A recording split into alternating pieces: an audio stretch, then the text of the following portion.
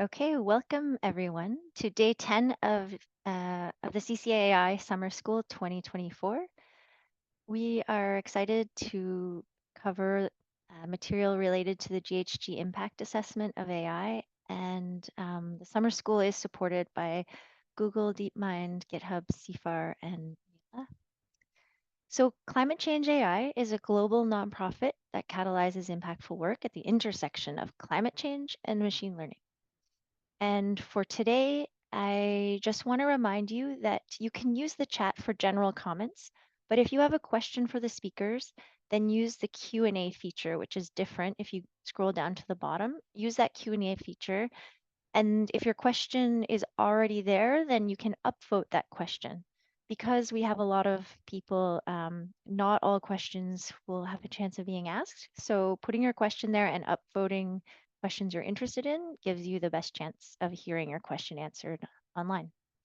You can also show captions using that icon, and please abide by CCAI's code of conduct. If anything should arise, you could report that to reporting@climatechange.ai. Okay, so we have a great schedule for you today. The first hour, we'll have speakers Professor Lynn Kaack and George Kamiya, and they'll be talking about the GHG impact assessment of AI. And following that, we'll have an hour on responsible AI and sustainability with Dr. Sasha Luccioni. All right, without further ado, let's jump into the first hour, which is the GHG impact assessment of AI. And we have two wonderful speakers. We're really lucky to have Professor Lynn Kaack and George Kamiya. So Lynn Kaack is an assistant professor at the Hertie School. She's also a co-founder and chair of Climate Change AI. So her work focuses on methods from stats and ML to inform climate mitigation policy, and specifically in the energy sector. And she works on climate-related AI policy.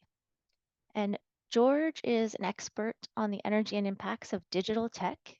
He currently works for the mobile industry. He's previously led the IEA's analysis on energy and climate impacts of digitalization and critical minerals.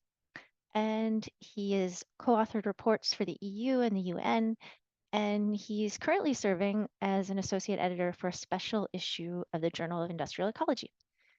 So let's turn it over to our first speaker, Professor Lynn Kaack.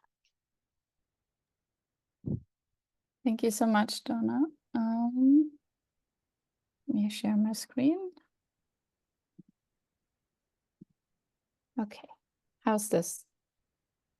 Looks good. Okay, great. Thank you. All right, so this lecture will actually be hosted by Lynn and myself and George. And our learning objectives are to get to know the terminology and the methods and metrics of impact assessment. And for example, we will dive deeper into understanding how machine learning has direct and indirect effects on climate change. And we will also cover in more detail, especially in the first part that George will hold, how much energy and greenhouse gas emissions actually come from data centers and end user devices. And then in the second part, I will cover how we can understand better the impact of machine learning through its application in different sectors and services. And then we will also cover how to reduce machine learning related emissions and policy. What are the policy implications of that? So what do we actually mean by impact assessment? And for that, we need to understand what is actually our objective? What is the impact that we care about? And in this case, we talk about climate change mitigation, so greenhouse gas emissions. And then we also need to define what is our functional unit. So in this case, we are talking about tons of CO2 equivalent that need to be reduced. And we measure them per unit of time, product, or service. So what do we actually mean by a CO2 equivalent? We can imagine tons of CO2, but what is this unit? So the CO2 equivalent, they account for both CO2 and other greenhouse gases. So other greenhouse gases, they have a different lifetime in the atmosphere, and they also have a different potency, so the ability to trap radiation on Earth. And what the global warming potential does, it sort of converts this relative potency and the atmospheric lifetime and normalizes that to CO2, to that of CO2. So, for example, another very potent greenhouse gas is methane, and it has a lifetime of about a decade. So it's around, and it's also around 80 times as potent as CO2 over 20 times, 20 years. So in total, it has a global warming potential of around 30. So maybe in the chat, you'd like to put other names of greenhouse gases. So we all have an overview of what greenhouse gases are out there, and there are actually many. So there are actually greenhouse gases out there that have several thousands the global warming potential of the one of CO2. And those can be found typically as refrigerants, for example, in air conditioning. So we now have the first interactive poll. And I'm curious to hear from you whether or not you have estimated your greenhouse gas emissions impact, or also known as footprint, and in what situations you have done so. So have you compared maybe flights or travel options for their emissions, or have you calculated the annual footprint that you have? There are actually online tools available. Then I'm also curious to hear if you have maybe even estimated emissions from machine learning training jobs, for example, or if you have the estimated emissions of a project using machine learning, so of the application. It may also be that you never estimated the greenhouse gas emissions. All right, so we're seeing the results. Okay, so actually many of you have estimated your greenhouse gas emissions impact or your carbon footprint from traveling, and also the annual footprint.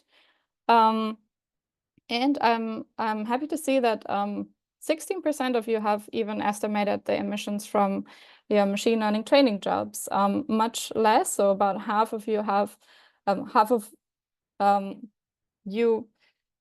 estimated the emissions impact of applying machine learning. So that's much less. And then there's also another category that hasn't been listed here. So if you want to post that in the chat, that would be interesting to see. But about a third of you has actually never estimated the greenhouse gas emissions. Thank you for that insight. All right, so there's actually probably a lot to learn today. So the first point is there are tools out there for impact assessment. And one really important one is the life cycle assessment. So life cycle assessment, or LCA, refers to assessing the environmental impacts of a product or a process or a service. And it measures typically the whole value chain from a cradle. So we're talking beginning at raw material extraction over the use phase to the grave, which is what we call the disposal. So in this figure here, you can actually see the details of life cycle assessment in the different phases. And typically we estimate from cradle to grave, but there are also methods that look at, for example, cradle to gate or gate to grave. The methods rely heavily on the goal and the boundary definition. And it's not a unique method, so it doesn't deliver unique results or is like objective per se, but it's a really strong group of methods that one can use. So one example is vehicle manufacturing. So there have been lots of accounts of people saying, Okay, but what if battery electric vehicles compare not so favorably with internal combustion engines? So people say the manufacturing is pretty emissions intensive. And this research by the ICCT has actually compared this. They have done a life cycle assessment. And they compared the use phase of the car. So it's mostly the fuel that's being consumed, and the cradle and grave of the product. So the so-called embodied emissions. It's when it's being produced and when it's being disposed of. And in this plot, you can actually see that the battery electric vehicles, which are in both of the scenarios on the right, compare pretty favorably. And in the future, if the grid is getting cleaner, we actually have even better life cycle emissions of battery electric vehicles. Another perspective is the inventory analysis. And the most famous one here is the greenhouse gas protocol. This is a way to measure the greenhouse gas emissions from entire operations, such as a company, for example, or a city. And it works in these three categories, three scopes. So the scope 1 talks about emissions from the direct use of fossil fuels. So for example, if you own a fleet of vehicles, this is the fuel you burn. Scope 2 comes from electricity or heat you purchase. And scope 3 includes everything else. So this is the entire value chain of your product or operations, everything that you're sourcing essentially, and also what your customers are doing with your product. So typically scope 1 and scope 2 are what is more mandatory to report. Scope 3 is something that is voluntary to report, but you can find it more often in also ESG reports. An example here is from the most recent environmental report of Google. This is maybe most close to machine learning related analysis. Because Google provides lots of machine learning services, and they assessed the scope 1 here, which is the fuel they burn on premise, very little actually. And then scope 2 is about a quarter, and this is mostly the energy consumed in data centers and in buildings, with probably data centers being the majority of this. And then as you can see, scope 3, so what people are doing with their products is what really outweighs scope 1 and 2, but it's harder to measure. So they have their definitions of what they counted here. But of course, it really depends on where you draw the boundary. Okay, so how do we think about the greenhouse gas emissions impact from machine learning? And as we said in the first lecture, the very first lecture of the summer school, we have to consider the emissions from computation and the hardware that you use for computation. And then we also have the application impacts of machine learning, both in the way they can reduce emissions and how they can increase emissions. And then we had this third category, which are the system level impacts, which refer to how machine learning interacts with a broader socioeconomic system. And we actually translated this way of thinking into a framework that we published in a study that both George and I were co-authors on. And here you find, again, those three levels. In the center, there are the computing-related impacts, which are also called direct impacts, in especially the information communication technology literature.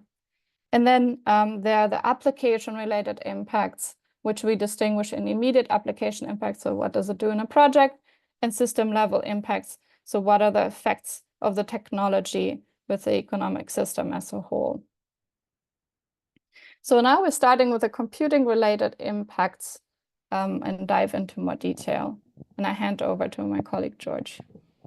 Thanks very much, Lynn. Yeah, pleasure to be here, and thanks for joining us today. So Lynn, if you could go to the next slide. As Lynn mentioned, we're going to focus on the compute-related impacts in this part of the session. So what we mean by compute-related impacts, which is listed on the next slide, is effectively what Lynn referred to as, thinking about the life cycle of infrastructure and devices. So, Lynn had a good example about electric vehicles, for example, where you're going from manufacturing, sourcing the materials, manufacturing the product, using it, and then the end of life. So similarly, we have that same type of life cycle approach when we think about computing related impacts. So um, in the case of data centers, for example, actually use phase, so the operations, the energy used to power data centers actually accounts for the bulk of the life cycle emissions of data centers, whereas embodied emissions are relatively small. And that's because data centers are running 24/7. They use a lot of energy and electricity, and some of those sources come from fossil fuels. So just to think about those two phases, we'll dive a bit deeper into that later. So thinking about at the next slide, we have, thinking back 5 or 6 years ago to some of the early papers that brought this attention to focus. So there was a paper from Emma Strubel and colleagues, I think in 2018, that highlighted the emissions impact, the emissions footprint of training large language models. And that got a lot of press coverage, a lot of interest from machine learning practitioners, from the energy and climate community on, this is potentially going to be quite a big challenge and a big problem in the future. We need to better understand this challenge. So if you could go to the next slide.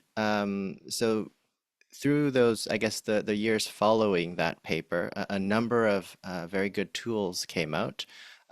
You see some listed here, including Code Carbon, helping to inform practitioners about the energy and climate impacts of their models. So very helpful in terms of informing and providing, I guess, more tools to both measure the impacts, but also understanding what are the options to reduce those impacts. So could you train on lower carbon grids or at times of day when the carbon intensity of electricity is lower? If you could go to the next slide. The challenge is quite daunting just because the pace of progress in this area is just so fast. And I think quite different from most other, I can't think of any other sector that we look at from the energy system. So anything other than data centers using electricity, how quickly these trends and things are changing. So just this chart from Hugging Face. The largest models being, today being at least 5,000 times larger than 5 or 6 years ago. On the next slide, I have the chart of training compute required for the largest models, tripling over the past 8 years or so. So just really rapid growth in size and demand and interest in this topic. So we've got another poll question for you all. So before we dive into the footprint, and I'll give the answer to this afterwards, I'm just curious what you think about whether the GHG footprint, the greenhouse gas footprint of training GPT-3 and GPT-4 is less, equal, or more than the cumulative greenhouse gas footprint of deploying ChatGPT. So for all the uses that the public is now using it for. So we've got three options. Is it less? Is it about the same? Or is training more than deployment? So I'll give folks a few seconds. Interesting. So we've got about a third saying training is less than the deployment, 13% saying about the same, and 56% saying training is more than deployment. Very interesting. Without the detailed data from OpenAI or Microsoft, we don't know, but there have been very good estimates based on the anecdotal information out there. So just as an example, GPT-3 was about 1.2 million kilowatt hours to train. Somebody has estimated GPT-4 took about 50 million kilowatt hours. Just to put that into context, an estimate from early 2023, so this is fairly early in the deployment of ChatGPT, one estimate had the energy use monthly to be equivalent to training GPT-3. So it's conceived, and this doesn't include the energy use and the emissions footprint in devices or networks. So this is strictly for inference in OpenAI and Microsoft data centers. Um, so my feeling is that training is actually less than deployment, as many of you said, I think. Uh, or maybe I've read the answers incorrectly. But anyways, training is more than deployment. Yeah. So actually, I would tend to agree with those of you who've answered the first one. Training is less than deployment, at least for GPT-3. But I think I'll show in data from Google and Meta that this seems to be the case across the board. So if we could go to the next slide, and this summarizes it quite well. So you can see on the right, two preprints from Meta and Google researchers indicating that training is a minority of overall ML-related energy use in those companies. You can see inference being 60 to 70% of the energy use in Meta and Google. And this is kind of historical data, I think, from about 2019 to 2021. So it's quite possible that inference has even grown more proportionally as it's become more widespread and its uses have become more mainstream. And this is because, Lynn, if you could go to the previous slide. On the left, that's a graph from our paper.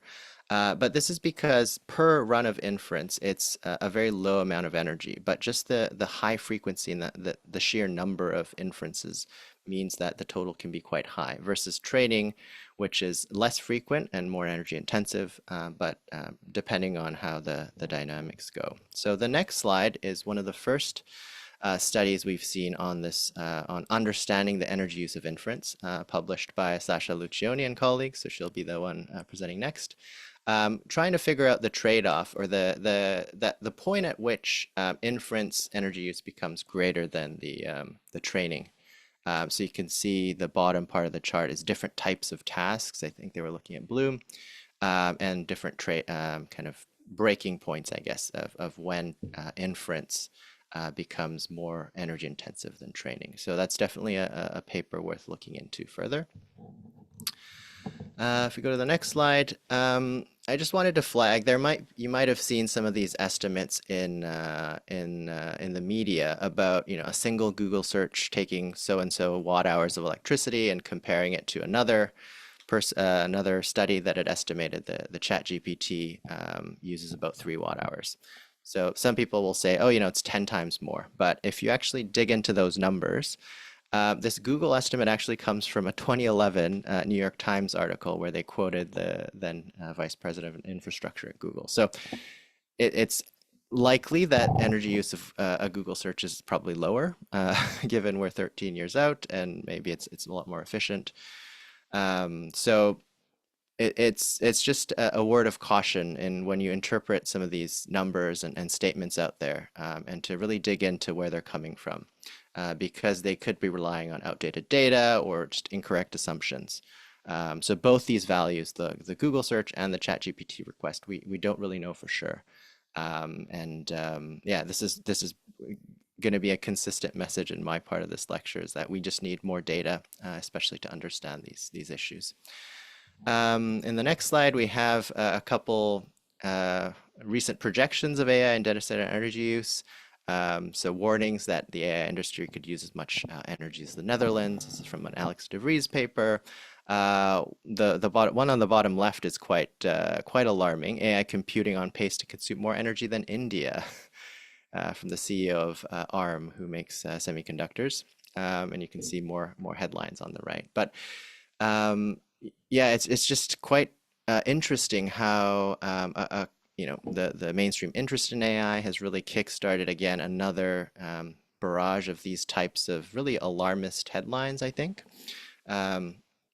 This is nothing new. So just going to the next slide, here you'll see a Forbes article from 1999. So this is kind of peak .com era hype. And at the time, because the internet was proliferating and people were getting online, lots of people were investing in telecoms and data centers. This article kind of estimated that the internet economy would consume half the U.S. electric grid in the next decade, so by 2009, and we all know that didn't come to pass. Interestingly, this message was used to justify digging for more coal, which I've actually seen in recent messaging around AI as well, to keep coal plants alive for longer or to get gas plants online. So we'll touch a bit on that later as well. But just to kind of fact check this one, since this is already passed, if you go to the next slide, Lynn, we can see what actually happened, which was it went from 0.8% of US electricity use to 1.7%. So it did increase, it basically doubled over 10 years, but nowhere near this 50% number that the author of that Forbes article had claimed. Now, if we look globally, we have a very similar trend in terms of energy use since about 2010. So the next slide shows how energy use trends have evolved since 2010 until 2022. So at the bottom two lines, you can see those are data center energy use. One is including crypto and one is excluding crypto. But basically, it's been relatively flat till about 2018 and then increasing steadily since then, especially driven by cryptocurrencies, which are about 110 terawatt hours. So I would say 1/3 of overall data center energy use, including crypto, is for crypto. You could see, though, how those trends have diverged from data center workloads. So that's just an indicator of demand and global internet traffic. So just in terms of service demand. So we've remarkably managed to keep energy use from growing rapidly in the past. There's no guarantee that this will continue in the future, but it's certainly an interesting kind of retrospective to consider when we think about past projections and claims. So the next slide, you could see some comparisons of different studies. So some of those alarmist headlines actually in the past came from this series of studies from Anders Andre on the left, but you could see that his estimates have actually come down in recent years. So for the same year, this is for 2019 estimates, his most recent projection is about 1/3 of the value that he had originally in 2015. Similarly, you can see the SHIFT project, which is based on the same Andre model, had a same decrease in more recent studies. So you could see that the likely range of data center energy consumption today is about 1 to 1.5%. And then looking into the future, here's another headline. This one is from, I think, 2017. Lynn, if you go to the next slide, saying that data centers and the internet could consume 1/5 of global electricity by 2025. So that's next year. I can guarantee that that won't be happening.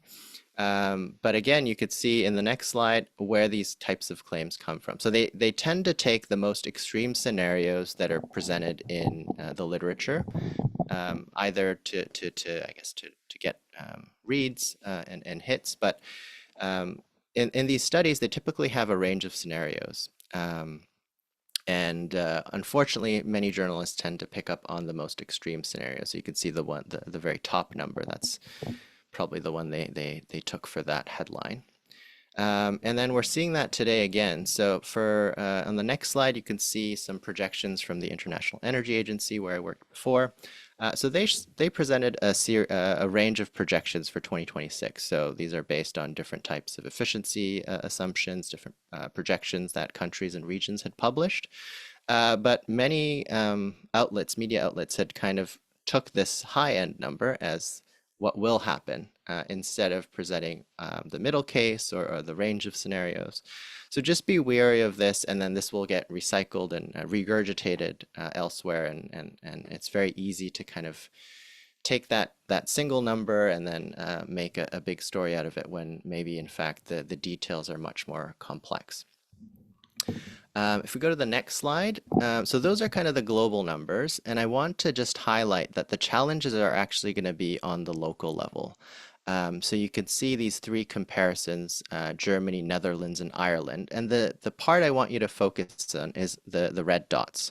So those are the share of electricity consumption the total energy use of data centers in all three countries is relatively similar. You can see in the green bars, the projections are quite similar as well. But if you look at the Ireland graph, you can see the low, medium, high projections for data centers. They're already consuming about 18% of national electricity in 2021, 2022. You could see the projections for 2030. So even though, maybe at the European level, data centers are using about 2% of electricity, or at the global level, 1 to 1.5%, there are going to be very high energy use of data centers in certain hotspots. So Ireland, Denmark, potentially Sweden in the future in terms of Europe, but then in the US, there'll be hotspots as well. So if we go to the next slide, we can see this. This is a study from the Electric Power Research Institute, EPRI, that published an estimate of data center energy use to 2030 recently. And you can see very high energy consumption in terms of the state consumption in Virginia and in Iowa, I believe. If we could go to the next slide. And so the IEA has put together this kind of combined graph showing many different projections of US data center electricity use. So it includes the one from EPRI that I just mentioned, but also from Goldman Sachs, from BCG, SemiAnalysis, which is a semiconductor industry analyst, McKinsey. And you could see the wide range. I mean, the key takeaway of this graph is that historically, data center energy use in the US since 2010 has been pretty flat. But the future is very uncertain. So you can see this wide range of potential outcomes by 2030. And these are all based on different methods, different approaches. So in order to understand where these are coming from and how we can reduce those impacts, it's really important to study those methodologies and to make sure that they're relying on good approaches. Go to the next slide. Just to say, this is another estimate from Goldman Sachs on the left. It uses some estimates from Alex DeVries, which was cited by the IEA, and you can see on the right, the AI part is the light blue. So basically, you can't see anything in 2022, and it would grow quite a lot to 2026. So that's one projection. The challenge with this area is that nobody has enough data to do this. So they're scraping, bits of information, let's say from NVIDIA in terms of shipments of H100 or A100s, multiplying it by some utilization factor, some PUE, and then trying to come up with estimates. But it's a very, very challenging issue. And I think I think we need to put these numbers into context. So it might sound like a lot, but if we go to the next slide, we can see in terms of the total electricity use. So you can see data centers on the right. It's 1 to 1.5%. This is very small compared to most other energy end use sectors. So I think that's a very important to keep in mind. It's not it's a rapidly growing challenge, but certainly it's not going to overwhelm our system quite yet. But again, there's going to be very localized impacts. It's something we need to watch out for. Go to the next slide. Google published some very good numbers, very helpful for the research community to understand ML-related energy use. So they estimated about 10 to 15% of their total energy use came from machine learning related activities. So this gives a really good sense of where we might stand today. Of course, it's no guarantee where we might head into the future, but again, a really good reference point as well, because we have such limited insight into this issue. If you go to the next slide, I just wanted to say that we can't just rely on more efficient technologies to keep us in line. If we look at crypto as an example, you can see on the left that the migration from CPUs to ASICs and GPUs actually led to much more powerful, much more efficient hardware on the top right. But we also still saw energy use and climb for Bitcoin. So that's going to be the challenge with AI as well, I think. So just something to be aware of. Go to the next slide. Just again to say that ML-related energy use is relatively small. But the next slide will show that in Meta and Google, energy use is growing quickly. And these are our challenges that we need to think about and tackle with better data. And the next slide will summarize the energy use of hyperscalers. So from 2018 to 2023, you could see a tripling of energy use between these big four companies, Amazon, Google, Microsoft, and Meta. Some of the striped areas are because we don't have complete data, and these are estimated. But you could see just the rapid rise in electricity use, and you can imagine how these might be quite localized as well when new data centers are built. So the question then is, how do we reduce these impacts? So the next slide, we'll just summarize 4 areas. So model-related opportunities, like reducing the size of models, reducing the number of training runs. The next slide will show the opportunity of more specialized hardware. So for example, Google's TPU being significantly more energy efficient and more powerful. I think we're seeing the same kind of trends in NVIDIA's latest hardware. The next slide is around co-design of hardware and software. Again, we've linked a lot of studies here, so if you're interested in learning more, definitely check those out. And then around, so those are around energy use. And then the next slide will talk about the greenhouse gas emissions intensity. So depending on which country you're in or where the data center is located, the greenhouse gas emissions intensity of electricity can be very different. So you could see at the top there, for example, India, South Africa, Indonesia, those are highly dependent on coal for their power production. So they have relatively high emissions intensity. You could see where the global average is about 500 grams per kilowatt hour. And you could see towards the bottom some countries that have reduced their emissions dramatically over the last 10 years. So the UK and Denmark, where we've seen a lot of wind and solar pick up. And then countries like Norway and France, where they're highly reliant on nuclear and or hydro with very low carbon intensity of electricity.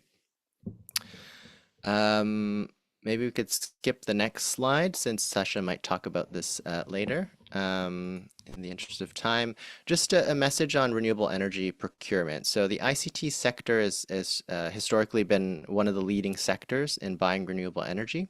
So you can see they're accounting for about half of electricity, renewable energy purchased by companies. And Amazon is reportedly the largest of that.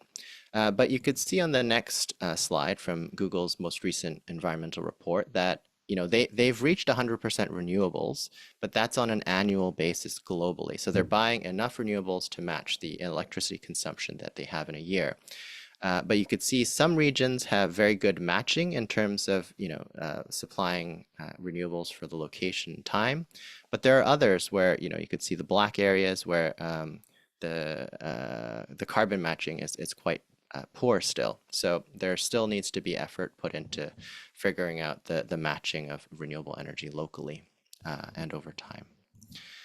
The last couple slides, I'm just going to raise a couple concerns that I have personally about this kind of growing demand in AI and energy use of data centers being used as an excuse to drive fossil fuel consumption. So either that's extending the lifetime of old coal plants, or utilities using this as a reason to get more natural gas onto the grid. And then you see also some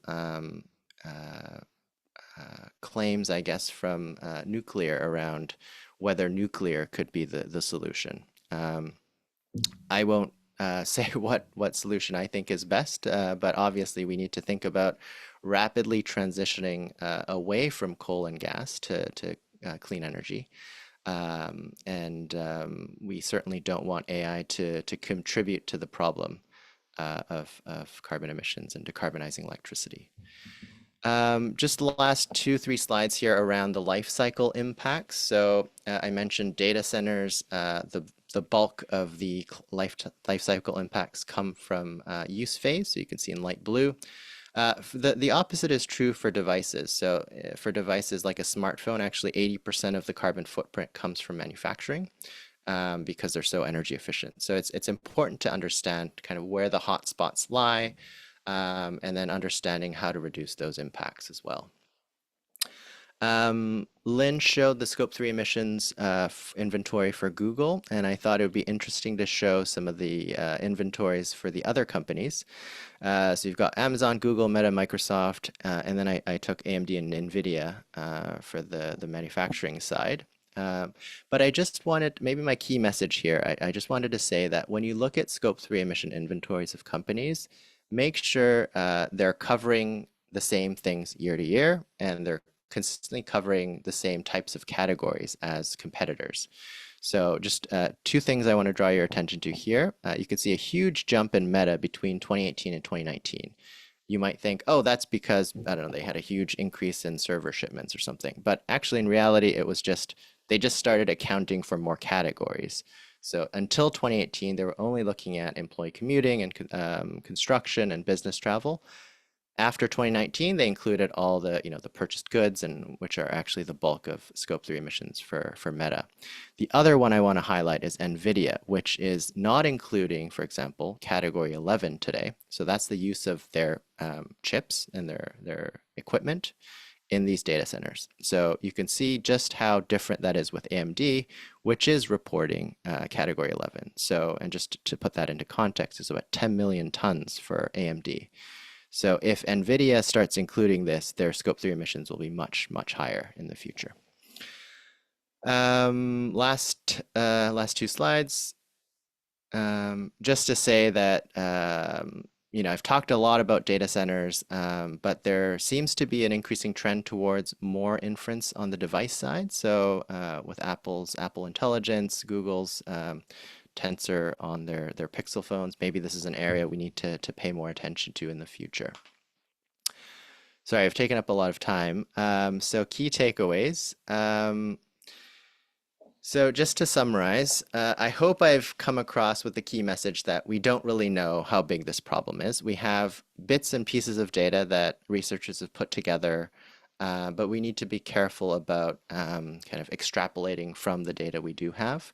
So this is basically a call for all of you, I think, to ask for more data from companies that you are using services from. The second bullet there, so this is my estimate. I think AI and ML related energy use is probably about 20 to 40 terawatt hours. This is about 10% of overall data center energy use today. And I think certainly inference is accounting for more than half of that. But we can see with, I think quite definitively, that demand for workloads is increasing. The demand for shipments of the hardware is increasing very quickly. And not just NVIDIA, some hyperscalers are developing their own hardware as well. And we can see energy use growing in these companies by 20 to 30% per year. So we need more efficient hardware, software, and infrastructure. We need to purchase renewable electricity, decarbonize electricity grids, and be more flexible in terms of operations. So we match our energy use with clean electricity.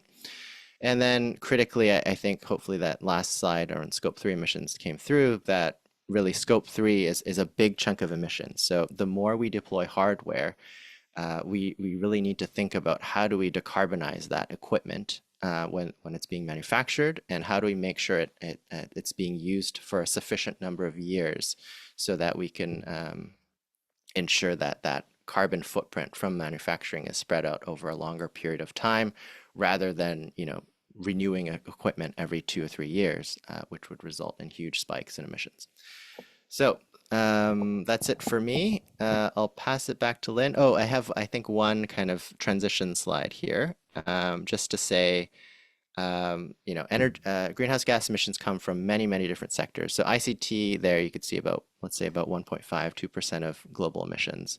But if you click one more time, the kind of message I want to say, and ML is part of that, but the main message is that it's kind of, the bigger effects are going to be on the uses of ML. So now with that, I'll pass it back to Lynn. Thank you so much. And I will see if I can move a bit faster so we have time for questions. Unfortunately, I cannot see the Q&A tool, but George, if you can see that, maybe there's some questions that already can be answered in writing. All right, so we get now to the application-related impacts, which are these parts B and C. And they essentially come on the one hand from what you want to do with machine learning in its application. And this is what we call the immediate application impacts. And in this paper, that George and I were part of writing, we provided this overview of how to conceptualize the role of machine learning for reducing greenhouse gas emissions. And on the left side, you can see different kinds of functionalities that machine learning can take. So for example, it can help with accelerating experimentation in the lab, or it can help with providing better forecast. And then these kind of abilities, they map to activities one can do to reduce greenhouse gas emissions, such as designing better policies, research and development for low carbon technologies, or planning of relevant systems such as carbon markets, or operating systems such as the electricity grid, for example. And what we also wanted to indicate with this red bubble is that machine learning can be used in ways that increase emissions. So machine learning in most cases is probably being applied to reduce costs. And that does not always align with reducing energy use or reducing emissions. And there's some even more drastic examples where machine learning is being used, for example, in the oil and gas sector to really increase also exploration and increase the amount of fossil fuels probably ultimately being burned. So I wanted to provide some examples of immediate application impacts to illustrate how to think about impact assessment here. In some cases, it's quite easy to estimate the impacts of machine learning. So for example, if we are thinking about a control application, such as using machine learning in data centers, which is a bit interesting because this does not relate to the computing related impacts that we just had. So it's sort of helping to reduce them, actually. And this is an application that has been much talked about from Google DeepMind. And here, machine learning helps to actually reduce the amount of energy needed for achieving a ton of cooling. This is how the energy is being measured, essentially. And they could even measure that over time as the algorithm is getting better, the savings are increasing. Then on the other hand, there are examples such as this one for urban planning by the Austrian Institute of Technology. And here we're using machine learning to speed up simulations of wind flow through new districts. And that can actually help design new city districts that are more energy efficient and now more amenable to walking and biking. And this is a very, I mean, you can all point out the qualitative impact that this may have on the climate, but it's really difficult. It would be far-fetched to try to put a number on what may be the greenhouse gas emissions reductions here. And to illustrate why it's even more complicated to estimate application-related impacts, let's get back to the data center cooling example. So this reduces energy consumption in the data centers. But the application is also reducing energy cost, because if you consume less electricity, you pay less. And that means that in theory, the computing may be offered at lower cost. So if you have lower cost computing, that actually may increase the demand for computing. And then as a result, also increase the energy consumption again a little bit. And this effect has a name, it's called the rebound effect, which occurs in all kinds of energy efficiency applications. So not only with machine learning, but it's something that complicates such impact assessment of efficiency applications. And this is something, or one component of what we refer to as those system level impacts. We already talked about them in day one, but I wanted to give you, again, an overview of potential system level impacts of machine learning. So I just mentioned the rebound effect, but there are also other effects such as lock-in and path dependency effects, where you look at how technologies compete as they enter a market. And machine learning may affect which technology dominates, and therefore may also contribute to locking us into higher carbon options or inefficient options.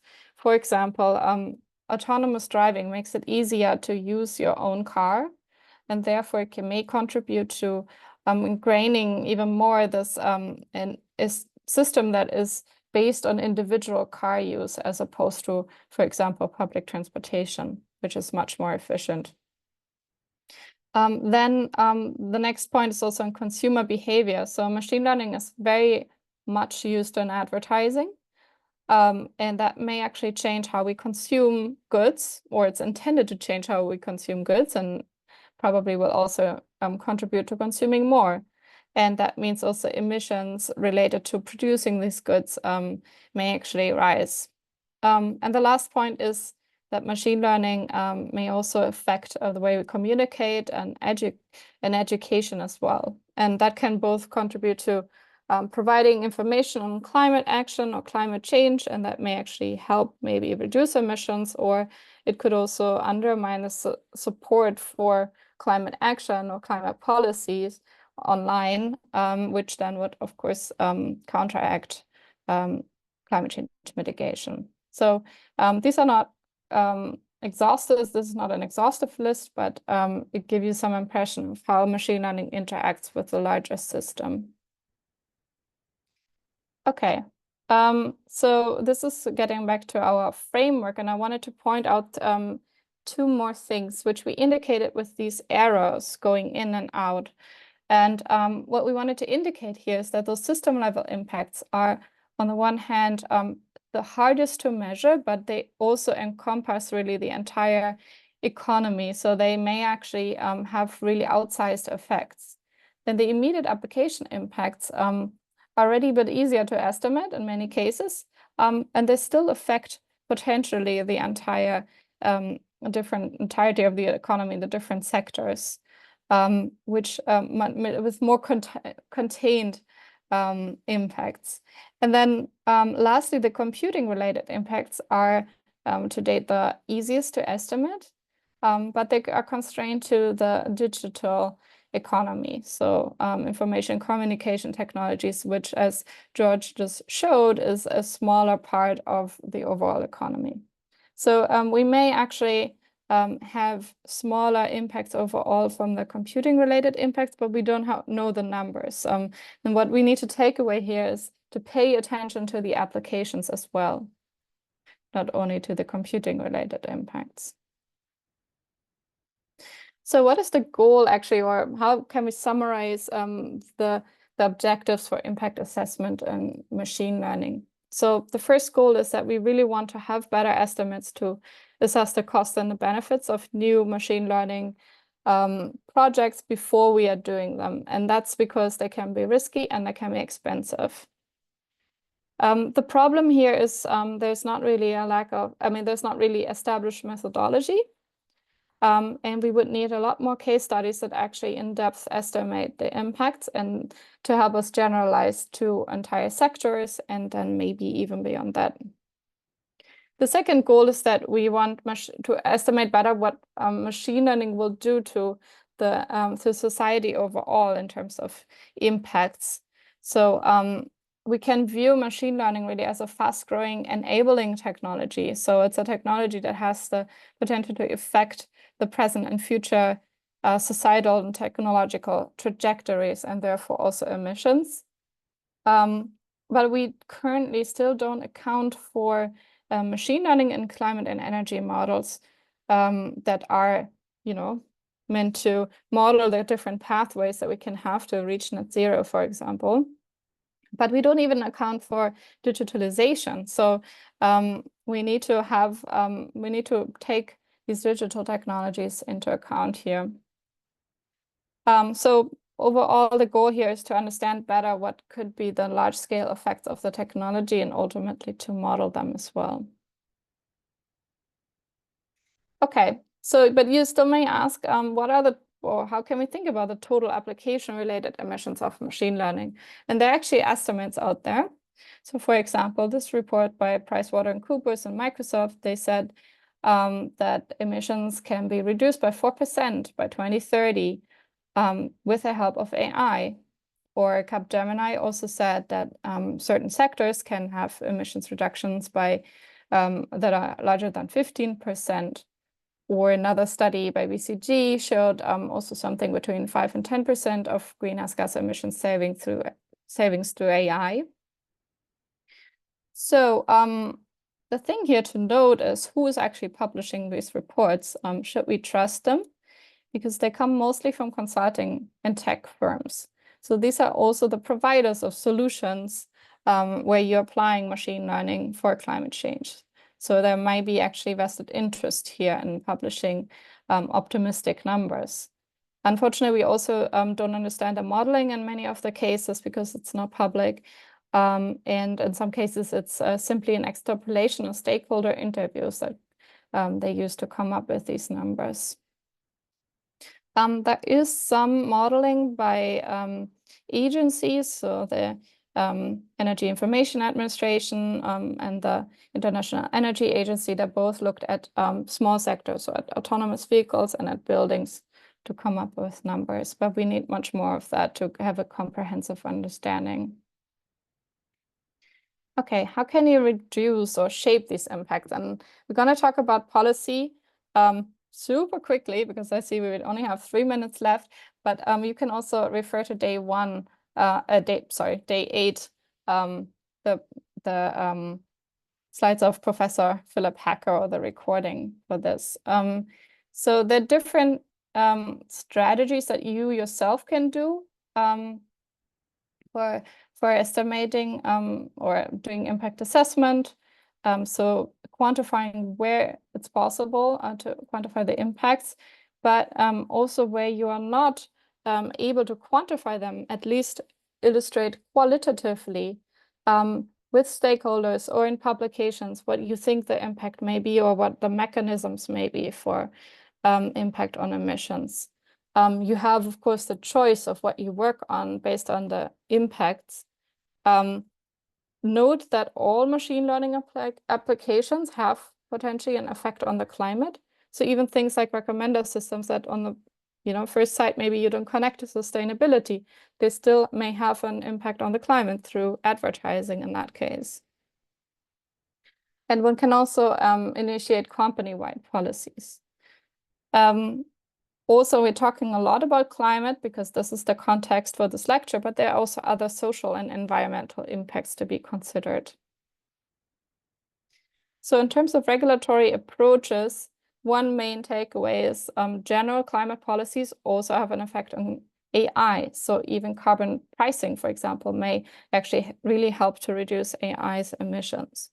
But there are also specific approaches of machine learning to reduce climate change effects. And essentially, largely, they have these 3 categories: incentivize machine learning, solutions that help address climate change, require transparency, and then if you assess the technology as a whole, think about climate. So I'm not going to go into much more detail. I just wanted to point out there are already laws out there. Notably, there's a US executive order that mentions that foundation models or AI should be fostered for the energy sector. Note that foundation models actually play a very marginal role right now in climate change. So unfortunately, this has a very outsized focus on foundation models, but it would be nice to see all kinds of machine learning applications here in focus. And the other big legislation is the EU AI Act that Professor Hacker talked about. And this actually includes now transparency requirements for large models and high-risk models. So we have soon, hopefully, a little bit more data on at least how much energy is needed to train models. They don't look at inference and they don't look at applications. But there is a US policy on the horizon that would require much better impact assessment. So this is it for me, and I hope we have a few minutes for the questions. Thank you so much, Lynn and George. And I see George has answered several of the questions in the chat, but there's a few that are still pending. Okay, so one person is asking about the cross-border impacts. So for example, the consumers might reside in one place of the energy and the consumers of the algorithms or doing the inference, whereas the data center is in another place. How do you account for, where do you attribute the emissions in that case? That's a I very tricky question. Yeah. Yeah, Let me and give people it a are shot. working on it. They're trying to, I mean, I think in Germany they just issued a call for a short-term study on exactly that. So I think this is something that people are only looking into now. And there's several of the questions related to how to do more eco-friendly ML, or I'm going to synthesize a bunch of questions into one, which is, let's say you're interested in using AI or ML to do good, to maybe work on climate change, work on weather forecasting, ecology. Can you talk about the difference between models, the kind of landscape of like, are all, to play the devil's advocate, are all models using lots of energy, or are there kinds of distinct types of models that are using most of the energy? I think we've got the right expert on the next lecture to to Uh, tackle this problem. But no, I think from my opinion, so I think if you're using AI for climate related applications, I think it's a no-brainer to me. Like you should do that because the climate benefits are going to be worthwhile. I think the challenge is understanding the footprint of these very large models that often do not have climate positive applications. So that's my opinion. So I'll let Yeah, Sasha explain in her next lecture as well. but I think that I mean, the foundation models or large language models play a small role so far in climate and energy. And the models that are used in climate and energy are typically, I mean, the models are much smaller. The applications sometimes consume more energy if we look at remote sensing or certain applications, but it's nowhere near the energy being used for those language applications, for example. and And yep, I I'm think also happy to stay around and answer questions in writing, if that's helpful. Oh, that sounds great. I'm sure would be appreciated. Including there's a request for a copy of some of the papers that were referenced, if that's possible. But we are going to move on to the next portion of today's lecture. So thank you so much, Lynn and George. That was just a really rich talk with a lot of resources. And I'm going to welcome, hold on, I'm going to share my screen. 1 second.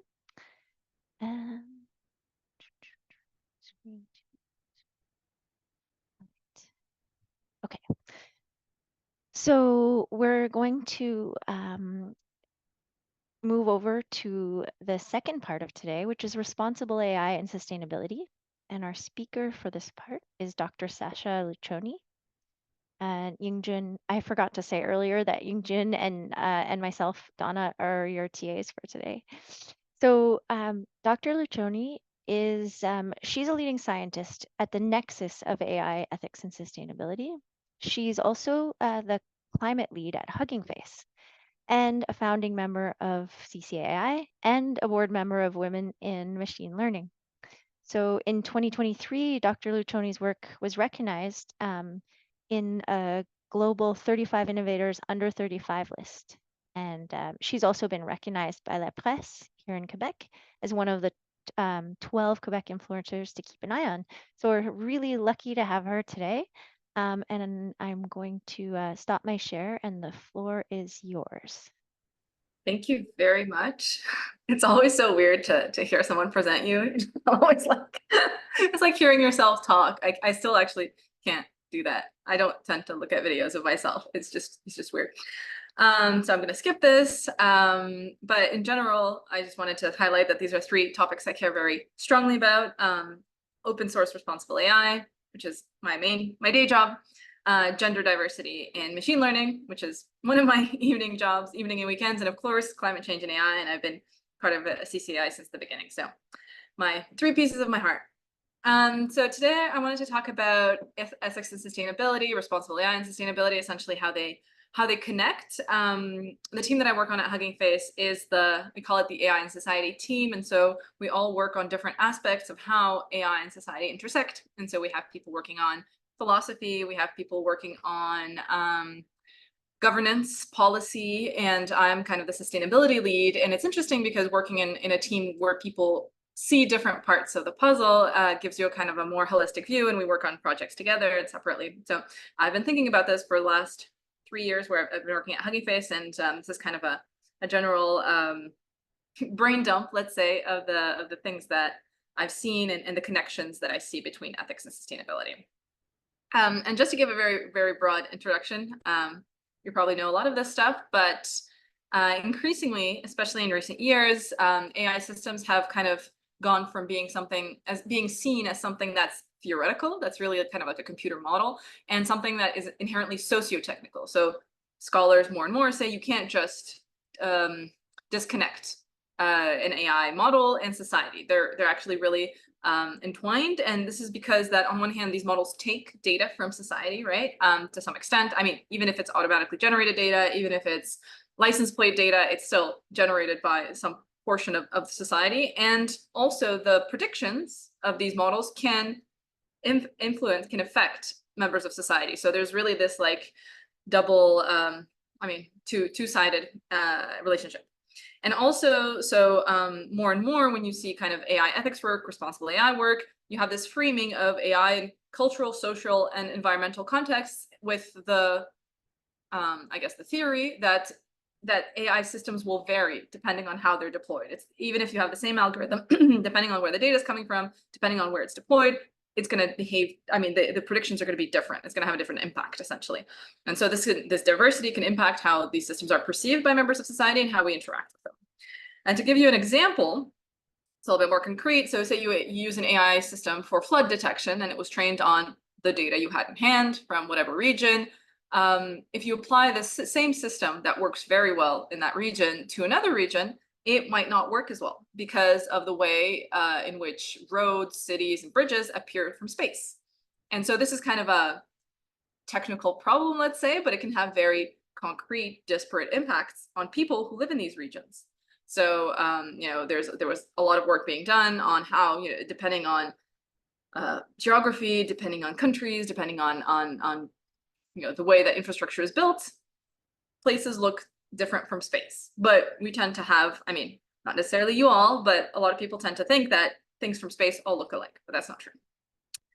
And so typically in the last couple of years, people who have been working on AI ethics or responsible AI and sustainability are working separately. There's two separate groups, and it's really funny because I tend to go to both types of conferences and events and try to participate in both communities, and I see the similar types of issues popping up. But in practice, ethical AI principles and the way we apply these principles are typically not thinking about environmental impacts. They're thinking about things like fairness and bias and justice. And conversely, AI carbon footprint estimation work or environmental impact assessment work doesn't think about justice or equity. And I include myself, I am guilty of both of these things, having worked on both of these kinds of problems or this kind of work in general. So for example, when you talk about, this type of language model has a huge carbon footprint or loses a lot of energy, we don't talk about inequality. We don't talk about how they amplify inequality in our field because less and less people can access to training these models. And so, the barrier to entry rises. They're typically like two different sets of conversations. Which is why in this talk, I want to talk a little bit about how the existing scholarship exists, how it's framed, both in ethics and sustainability. And then in the next part of my talk, I'll build upon common themes that maybe you'll identify along with me as well. So just to take a little step back, sustainable development, maybe you've heard about this a little bit as well, but depending on where you're coming from and kind of like what your background is, I feel that this can have very different meanings. It was defined in the 80s, development that meets the needs of the present without compromising the ability of future generations to meet their own needs. That's kind of a canonical definition. But what's interesting is that often there's these three pillars that come up, right? Environmental, social, and economic.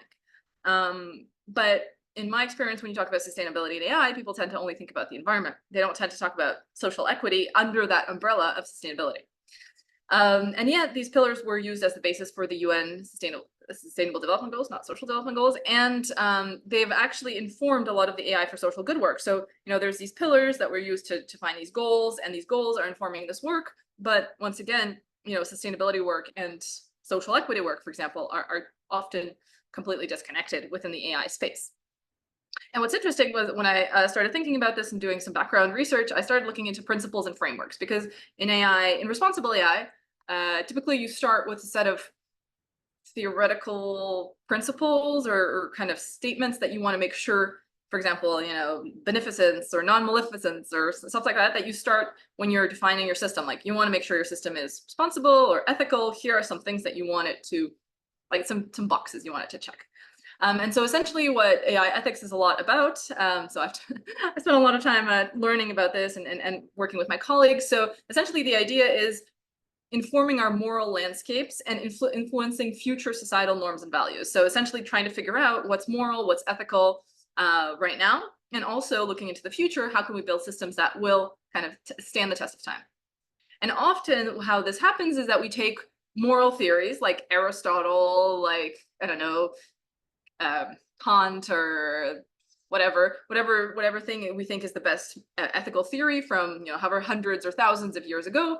It could be utilitarianism, virtue ethics, and essentially you apply whatever Aristotle said in ancient Greece to self-driving cars, and you try to kind of bridge the gap between whatever this statement of doing good or being virtuous, and what does that mean in the context of autonomous vehicles.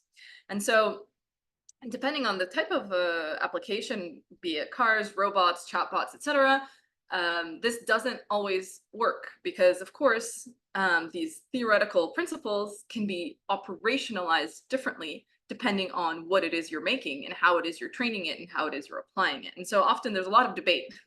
There's conferences like FACT, F-A-C-C-T, which is the Fairness and kind of Transparency and Ethics Conference. And there's so much debate about what does it mean when a system is ethical, when an AI system is ethical? Can it even be ethical? Does this even make sense? So essentially lots of debate around this. And also, this is kind of the theoretical side, but there's also kind of a school of thought and ethics that tries to define guidelines. Okay, we can't agree on principles, we can't agree on what it means to be virtuous or moral, but we can create guidelines.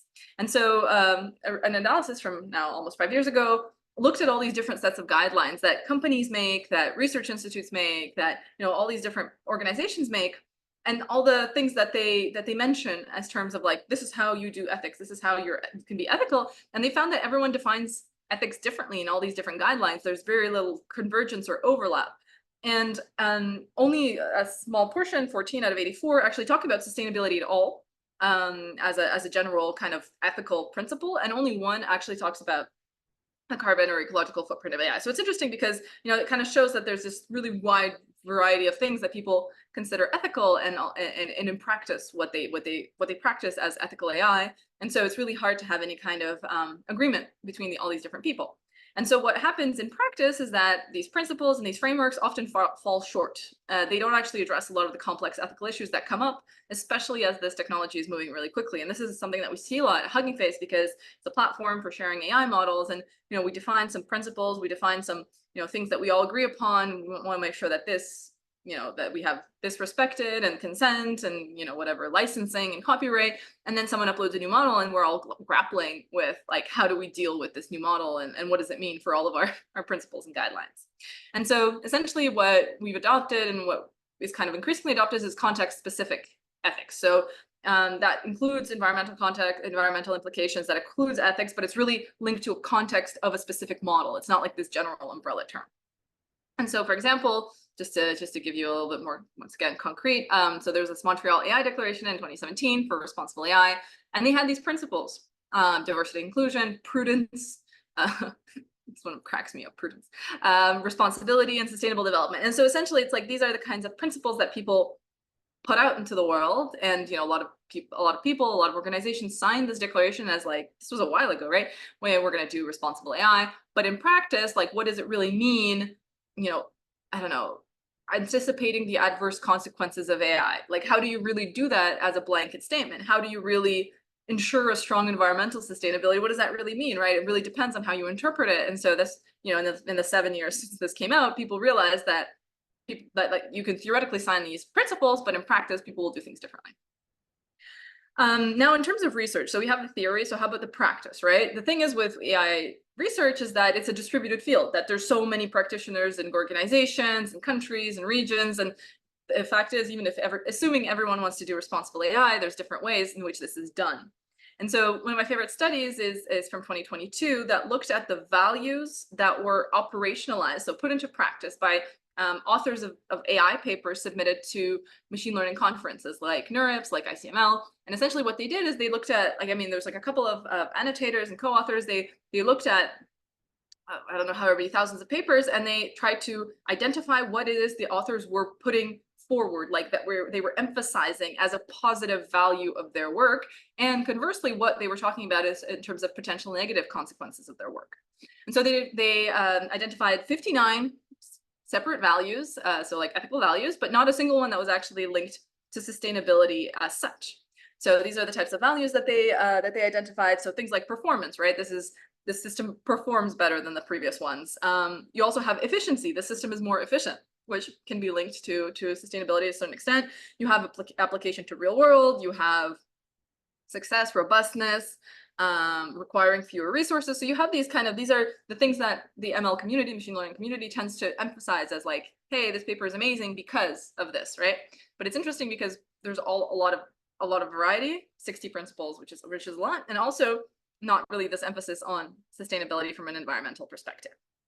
And conversely, if you look at the AI and sustainability research that's been going on in recent years, there's these numbers, there's these estimates. Some of the first top right table is from the first paper that looked at the carbon footprint of machine learning models by Ms. Trubel and her colleagues, and the second table is from a paper I wrote. But typically you just have these numbers, and without any context, without any representation of what that matters, broadly speaking, in terms of ethics or responsibility, right? And so essentially we look at different aspects of model architecture, we look at training procedures, we try to figure out what's going on in there and how do we reduce the energy usage of AI, for example, but we don't talk about ethics. So for example, indirect effects of technologies, or the trade-off between training and reusing. This is a question I get a lot, like, okay, well, this is like this huge amount of energy, but how about recycling, essentially, of AI models? And how about use of AI in targeted advertising, use of AI in oil and gas exploration, right? Like all of these aspects kind of get overlooked when we focus on the very technicality of it and estimation of carbon footprints as well. And so like the first step towards going above and beyond that, I mean, this was like my personal kind of journey in this, is when I looked at the life cycle assessment approach, because when I was working on this paper that was trying to estimate the carbon emissions of Bloom, which is a large language model, I realized that we were only looking at part of the puzzle, even when we were trying to look at the puzzle. So we were essentially only looking at model training, which is definitely, a big part of this, of the overall energy usage, but it was definitely not the whole thing. And when I started looking at different theories, I found life cycle assessment approach, which was really kind of this broader vision of AI and of sustainability in general. And I proposed to apply it in AI. And even though it does look at things like equipment manufacturing and model deployment, which is already like a step, backwards, a step looking at the broader life cycle of an AI model, but we still don't talk about, the ethical implications of sustainability, the contribution of language models to amplifying the existing inequalities of the field. So, even when we try to be more holistic, or we have tried to be more holistic, there's still many aspects that we fail to take into account, just because the way that we're doing this, the way that we're quantifying this, it's really hard to, factor in justice or factor in equality into life cycle assessment, right? Just as a parenthesis, I don't know if anyone talked about this. This is something that that's been on my mind a lot. So Jevons paradox, and I find that it's really happening in AI right now when things are getting more efficient. So technological progress increases the efficiency with which resource is used. So I find that AI is getting more efficient overall. I mean, if you look at specific use cases, but because of this democratization, because of the fact that you can kind of buy more compute for the same amount of money, just to simplify things, people are using it more. And so an example of this is cars, right? As they get more efficient in terms of fuel use, people tend to travel more. And I find that with AI is similar, that AI models are getting more efficient, we're having more powerful GPUs, but people are actually stuffing AI into everything and anything. And so overall, the usage is going up. And a way to break Jevons paradox, or at least try to get ahead of Jevons paradox, is really trying to make the impacts known, right? And so, for example, for cars, you have things like those standardized tests that they do for cars, the emissions test. And so for machine learning, what I tried to do was to help develop, for example, a code of ethics. And so to incentivize ethics and sustainability considerations, even if you can't really enforce them, because like it's really hard as a community to start enforcing laws or rules because people are coming from different perspectives, right? And so it's like when we were making this code of ethics, it was like, so whose legislation do we want to follow? Is it the EU's legislation? Is it the US legislation? So, you know, in general, in a field that's decentralized, it's hard to actually say this is the way we're going to do things, but you can start to incentivize sustainability. And so, or sustainability and ethics. And so what we did, for example, for the code of ethics last year was essentially try to clearly state, like not in a very theoretical way, but in a very practical way of how people should see the social and harmful consequences of their work, and from a safety perspective, from an environmental perspective, and from a bias and fairness perspective. Now, once again, this is kind of a still relatively high level, but the idea is, you know, if there's some information missing from a paper, at least reviewers can ask for the information saying, hey,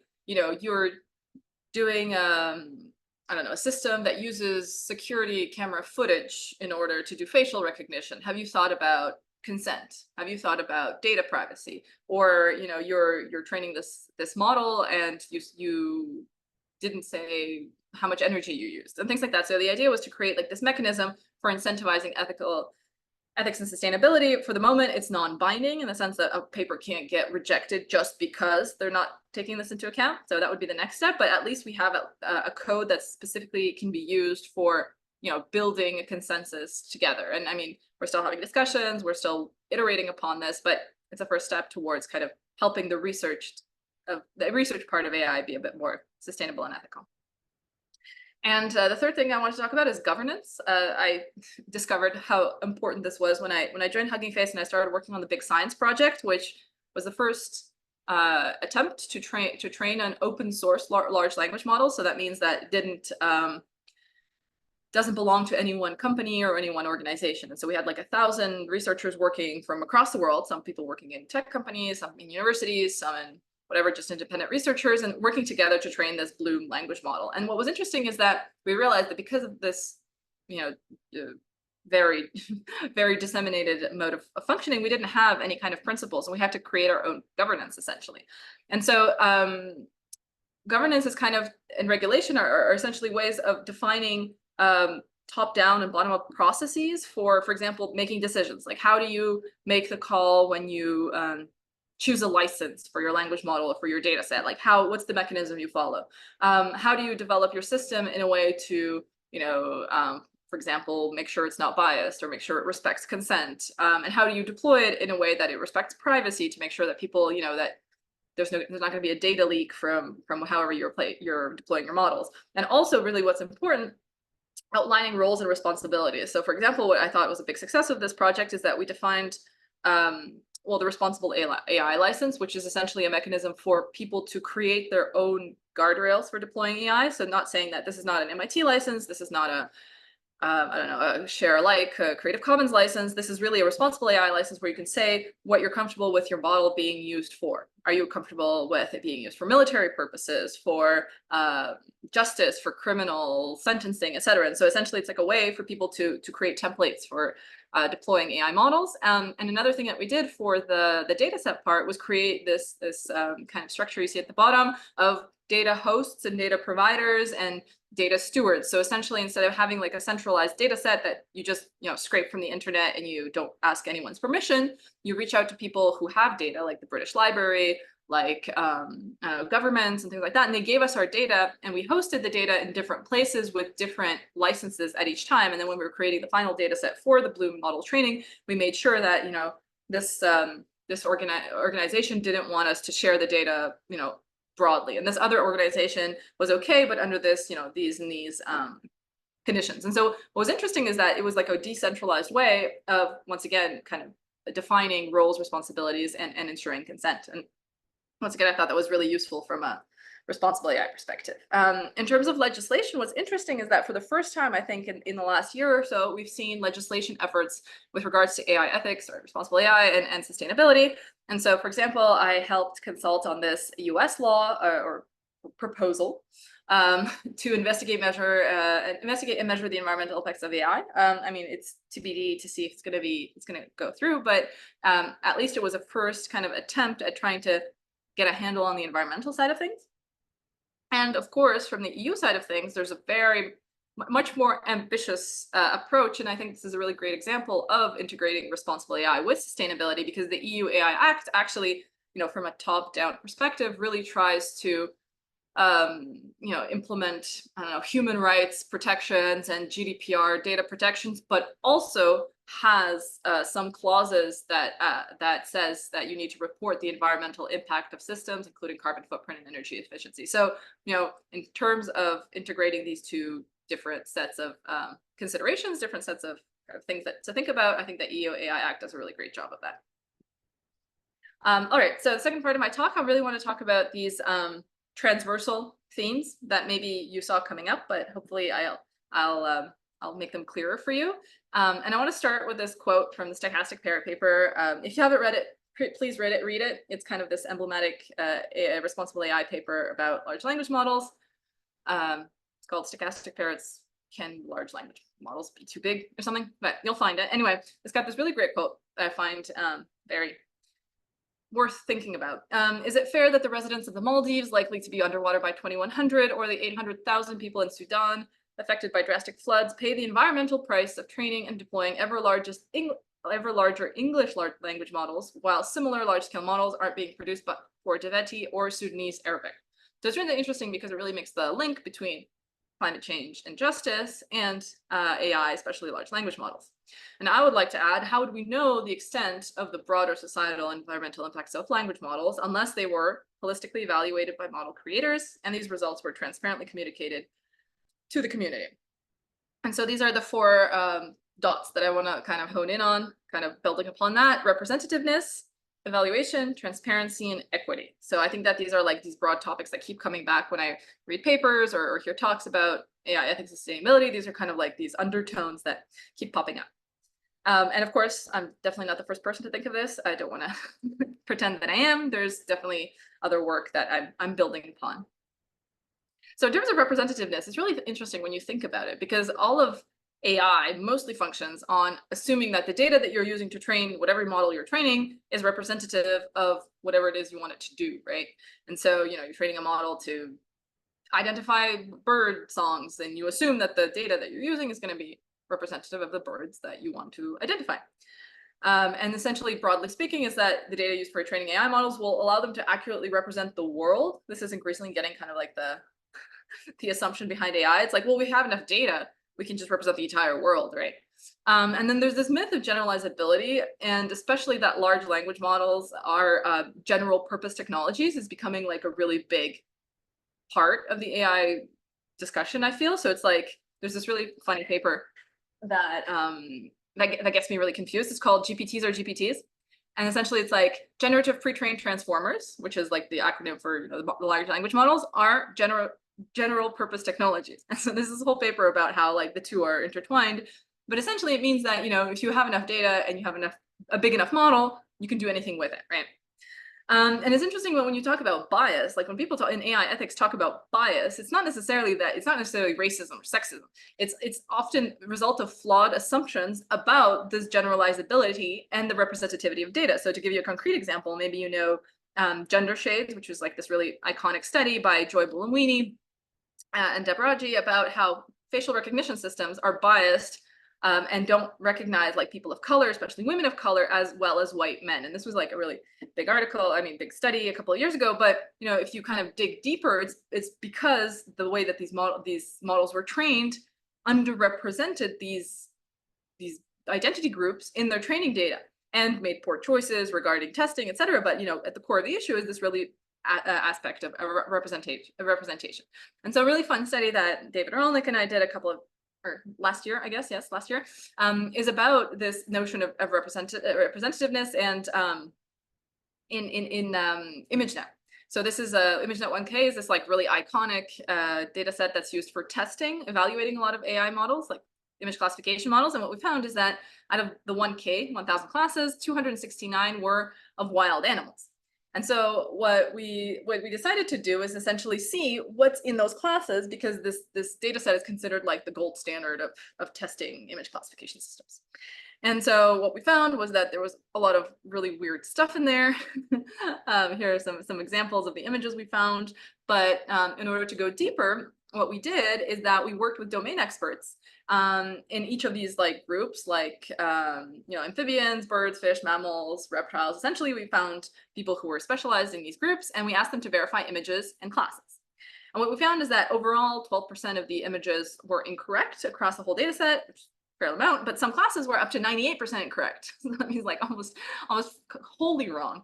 And what was interesting is that the source of error, in most cases, it was the fact that the annotators were just general crowdsource workers who didn't know what a black-footed ferret is, who couldn't possibly be able to identify one.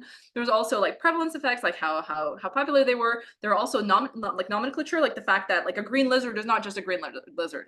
It's actually a specific type of lizard, and a leaf beetle is not just a beetle on a leaf, type of beetle. And so there's also these like semantic effects. And just to show you, like it really did differ depending on the category. So birds had a little bit less errors, but reptiles and amphibians had a lot of errors. So it also did vary a lot by the type of animal.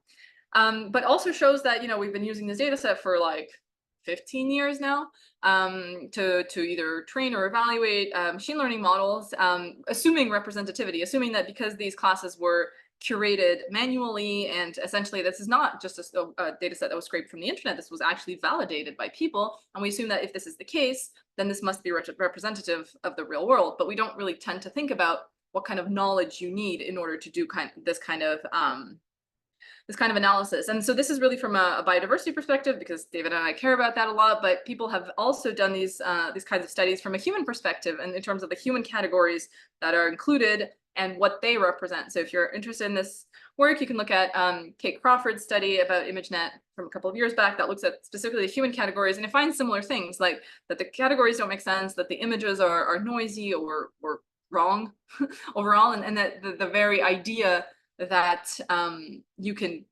identify categories of people based on their appearance is kind of fundamentally flawed, because if there's like a category like office worker, and you have images of people in suits, right? Can you really assume that someone is an office worker just because they're wearing a suit, right? Maybe they're on their way to an interview or a funeral, or who knows? And so it's kind of this idea that the data is inherently flawed in all of these categories. A lot of these categories don't make sense.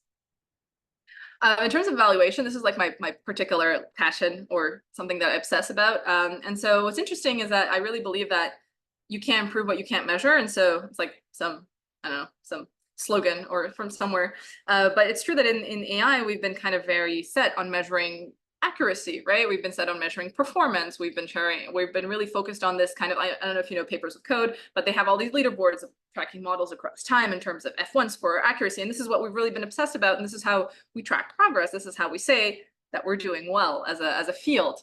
But having worked in the real world, I know very well that it's never about a single metric. You're never going to be working in, I worked in AI and finance. You're not going to be like, oh yeah, I'm going to just take the best model from that leaderboard, the one with the highest accuracy, and just like apply it in the real world and it's going to work. There's 100% always trade-offs being made between efficiency and accuracy, robustness and accuracy, fairness and accuracy. Like there's all these different criteria that come into play, but that we don't really measure or track meaningfully because we're kind of so obsessed with performance. Oh yeah, data quality as well. And so like when you're actually doing this in real life, you never tend to take someone's word for it that their model is the best. You'll tend to make these kinds of decisions. And so what we need to do is really evaluate multiple aspects of system performance and report these results in order to have a better idea of how well these models are truly doing. And so a project that I'm working on now that hopefully will at least give an extra criteria of evaluation for AI models is Energy Star ratings. So the idea is really inspired by the Energy Star ratings from the Environmental Protection Agency. And so the idea is to develop these kinds of similar ratings for AI models for different tasks. And so we're testing a bunch of models for 10 different tasks, like text generation, image generation, automatic speech recognition, what have you. And so we have 10 tasks, and we're essentially trying to test as many models as possible per task and establish like efficiency criteria. And so that when people are, for example, downloading them from Hugging Face or from whatever platform, they can not only look at, this papers with code types of leaderboards with accuracy, but they can also look at Energy Star ratings and see, maybe they're willing to sacrifice a little bit of accuracy for a lot of efficiency, or vice versa. And so to help they have more information for people when they're making these decisions in terms of model evaluation. If you want to collaborate, I'm always happy to have help. And also something that is interesting, I briefly spoke about it, is rebound effect. So it's something that's so inherently difficult to measure. So for example, if you have a system that will improve aircraft efficiency, you can kind of contribute to a Jevons paradox type situation where more efficient aircraft can reduce in cheaper tickets, and then people will travel more, right? So this is kind of like the cookie cutter, like the traditional Jevons paradox consideration. But what about something like an AI system that will carry out precision agriculture, which will replace underprivileged communities like migrant workers that actually traditionally depend on this kind of work, right? How do you really measure, assuming that you can measure how much people travel, or how many people take a certain route over time, and you can see, okay, well, you improved efficiency and people actually did buy more tickets. That's relatively tractable. But how do you do this for something like displacing migrant working communities? Like, how do you really get a handle of that, and how do you reflect that when you're evaluating the systems? Is there really a way of saying, okay, well, we can save, I don't know, this many dollars in labor cost by replacing white workers with robots, but how do we really quantify the rebound effects of that? But in any case, when you're reporting a single metric, you don't tend to report the rebound effects, and you don't tend to measure them.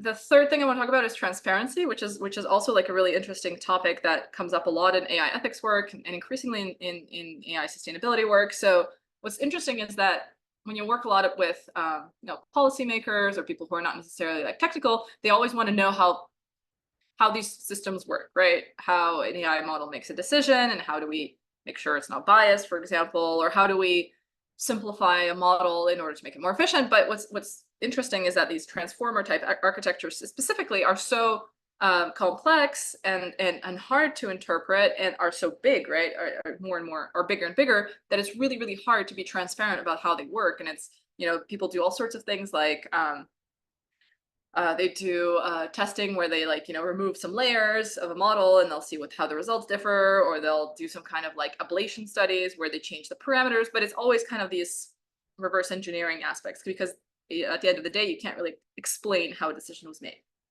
And so when you talk to scientists from other domains, they often talk about transparency as a fundamental principle of science, right? So when you're doing chemistry or physics, you have to be transparent about your protocols. You have to be transparent about how you achieve the results.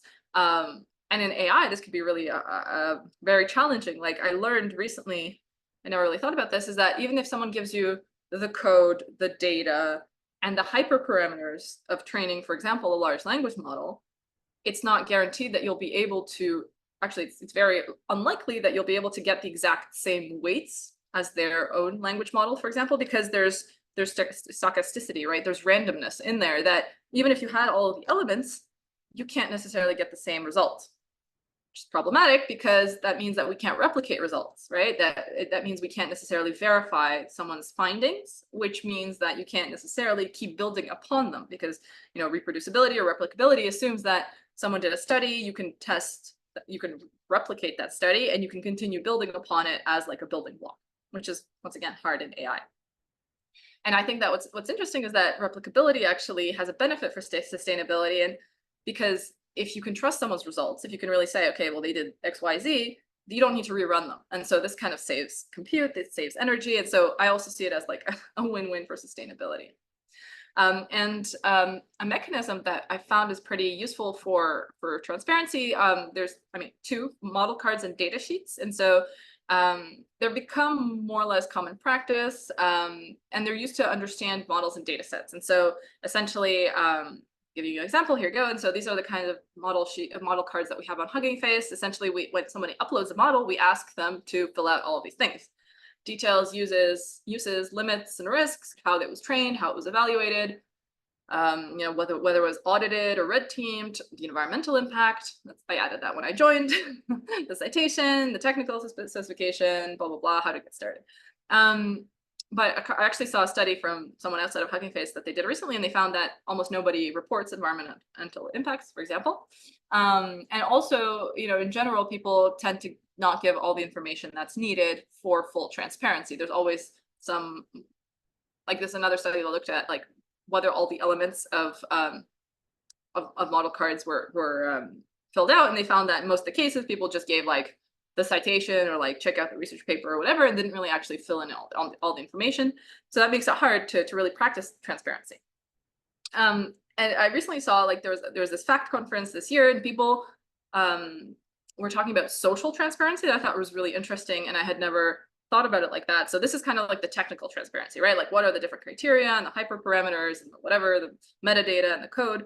But how about social transparency, which is like really about like the broader integration of socio-technical aspects, like going back to the introduction, that assuming that these systems are socio-technical or not just purely technical, what would you need to divulge about them in order to understand them, in order to be transparent about their like socio-technical integration? And so essentially like this paper that talked about social transparency talked about like as a way of enhancing ethical compliance, promoting responsible environmental responsibility. But what I think is interesting is really the fact is like the more you divulge about, I don't know, for example, the data that we gathered, the labelers were from this in this region, or we paid them this much money, or this is where we got our compute, and this is how the energy was generated in order to power this compute, right? And so essentially when you start thinking about the social transparency, you can start having a better idea of how to evaluate these like socio-technical aspects of AI systems. And so now we're thinking about like the next step of model cards, because Dr. Margaret Mitchell is one of my colleagues, and she's the one who kind of invented, I guess, the concept of model cards. And now we're thinking about like 2.0, or like, now that it's been a couple of years, how do we make model cards evolve over time? And then more and more we're going to this direction of socio-technicality and social transparency. And so the very last thing I want to talk about is equity, because once again, from that quote from Stochastic Parrots, AI systems, like the bigger they get, the less equitable they can be perceived to be as well. And so, for example, the cost is rising, right? So when I started, I was doing my PhD, and you wanted to submit a paper, like I was always in natural language processing. And so if you wanted to submit a paper to a natural language processing conference, you could train something on your laptop. You could do some theoretical testing. It was relatively accessible. But nowadays, like large language models have become such a big part of NLP that so many people can't compete, right? They can't contribute to this to these conferences because they just don't have the cost, like especially people from developing countries in the global south. And also this digital divide of AI that's been documented, that people even a couple of years ago said like there's this really big gap between who can afford to train even before language models, just in general, who can afford to do AI and who can't. And then as these models get bigger and more costly, the divide is only growing. And what's kind of it's kind of a shame, let's say, is that when people talk about these AI systems, they'll tend to talk about things like number of parameters. Sometimes they'll say how long they took to train or how accurate they are, but they won't talk about justice and power. And even when we talk about climate positive aspects of technologies, like I do agree with George that he said that like any kind of climate positive work is important and worthy of pursuing. But I think it's also important to think about things like justice and power. So for example, last year I went to consult an NGO about using AI and kind of AI for sustainability, AI for climate work. And essentially what they wanted to do is they wanted to give people OpenAI compute grants, like ChatGPT grants, API grants rather, in order to create systems for farmers, essentially, to help like create chatbots for farmers. And they invited a bunch of us to kind of see what we thought. And it's interesting because at the end of the day, it could be seen as giving underrepresented communities, underserved communities access to ChatGPT, which they wouldn't necessarily get given the cost. But then again, if you think about kind of the potential ethical or equity considerations, on the one hand, you have that the people will never actually have access to the model because the model is proprietary. They don't know what's going on under the hood. They can never really own or adapt the model to their needs. Also, the money from this nonprofit is going towards a complicated profit structure company, right? So instead of like taking this money and giving it to a group of researchers from a university to develop for example, a chatbot for farmers in Kenya, you're giving it to OpenAI in order to keep building their proprietary product. So like when you start thinking about it, you can start with something that can be seen as positive or climate positive or, you know, AI for SDGs positive, but then when you start thinking about the equity aspects, then things get a little bit more complicated. And these are some headlines I've seen recently that kind of illustrate this. For the last couple of years in Taiwan, there have been massive droughts because climate change. And so the government had to make trade-offs between whether farmers could plant crops or if this water could go to chip fabrication like plants, essentially. So because like Taiwan, like most of the GPUs of the world and the hardware of the world get made in Taiwan. And so essentially the government banned farmers from planting their crops and were importing crops because they needed that water in order to make GPUs for training AI models and powering cars and appliances. So once again, like justice and equity, I'm sure most farmers in Taiwan are not training AI models, and yet they have to, you know, make these trade-offs. Also, this was a headline from January when, you know, Sam Altman said that the future of AI depends on an energy breakthrough.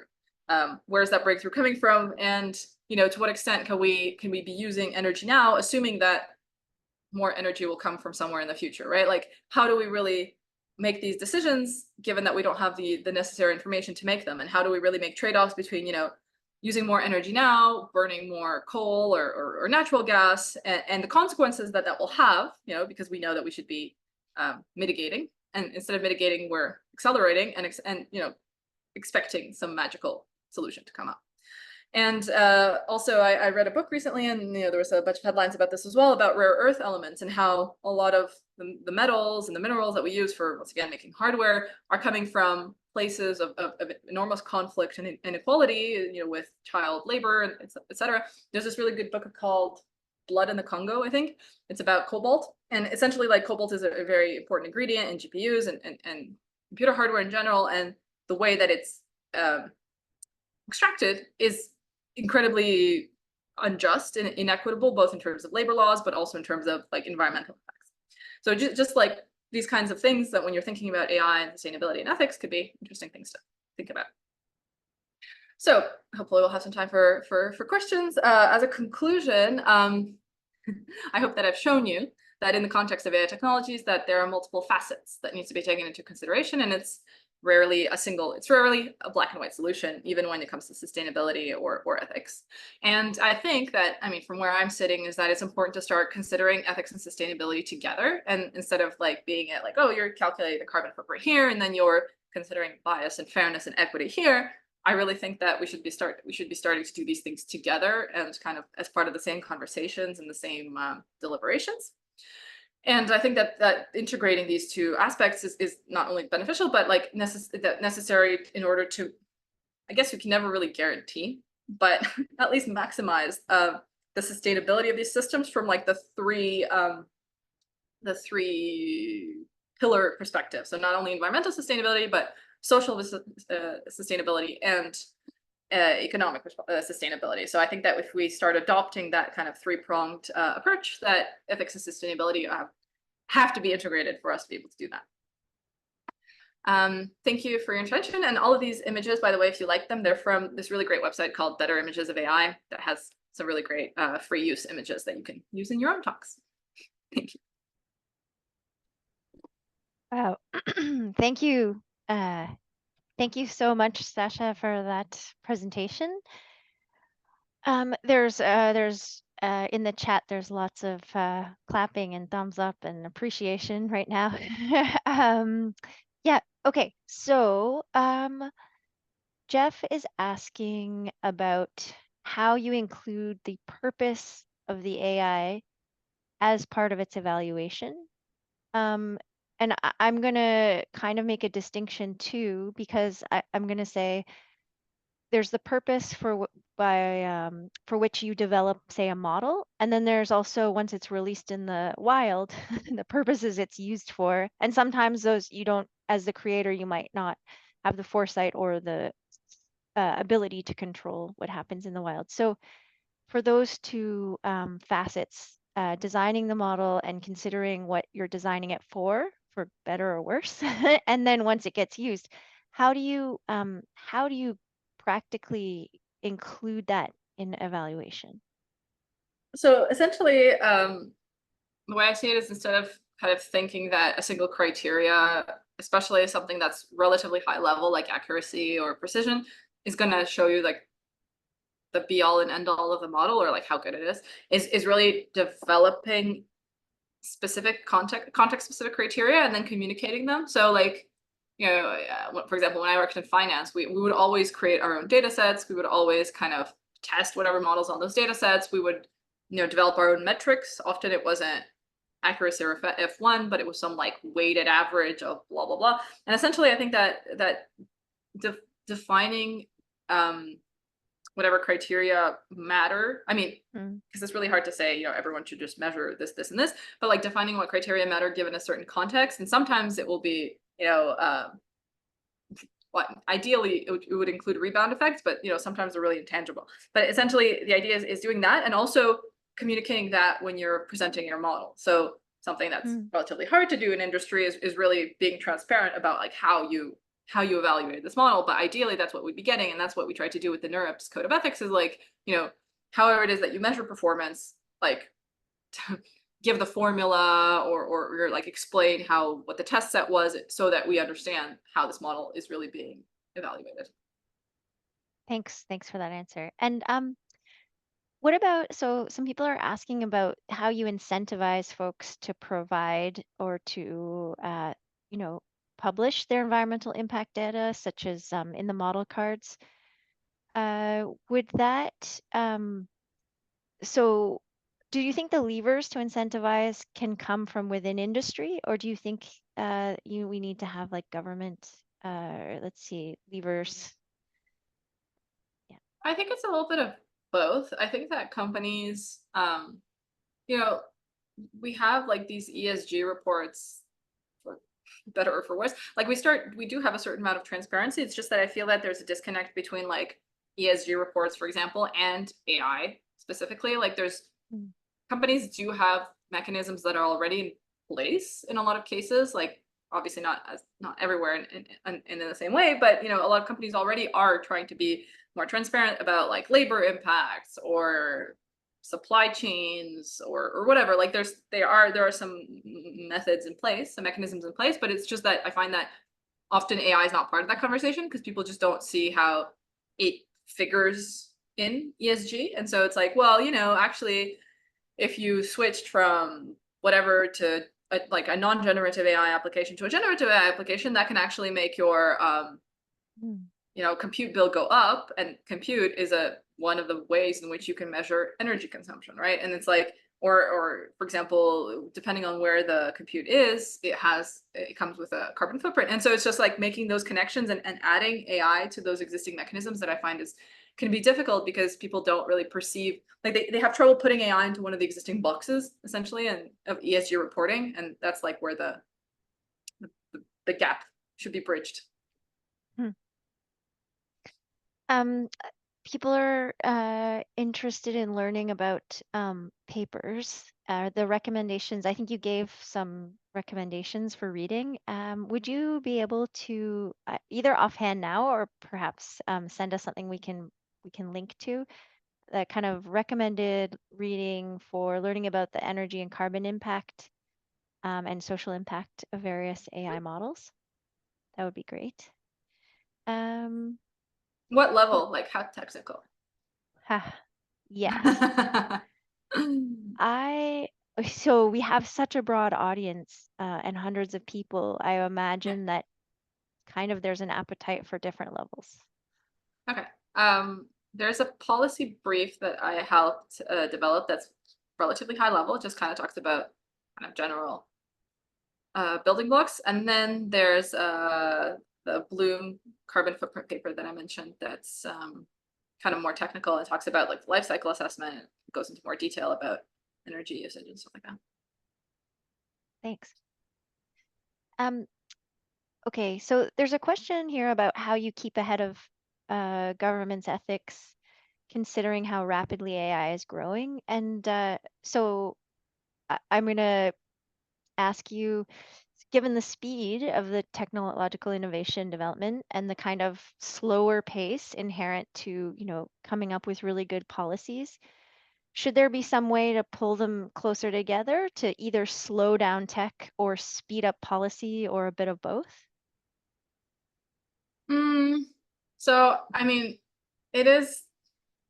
I think that tech moves quickly and policy moves slowly. It's like part of their nature. And I don't think you can really slow down tech or speed up policy just because, for example, policy is based on deliberation and it's based on democratic processes and those take time. So it's kind of, you can't really just leapfrog that. But I think that what you can do is, to what extent what we've seen now, even though it's a little bit symbolic, but kind of more non-binding agreements, and even if they're not necessarily legally binding in different countries, but at least they show convergence. So like people have signed some, like there's the Bletchley Park Declaration. Like, I mean, we have seen kind of these like voluntary agreements. What I'd like to see is more of them and more sustainability focused ones. So something like the Bletchley Park one was like about AI safety or super intelligence or whatnot. But I think that we could have a similar one about environmental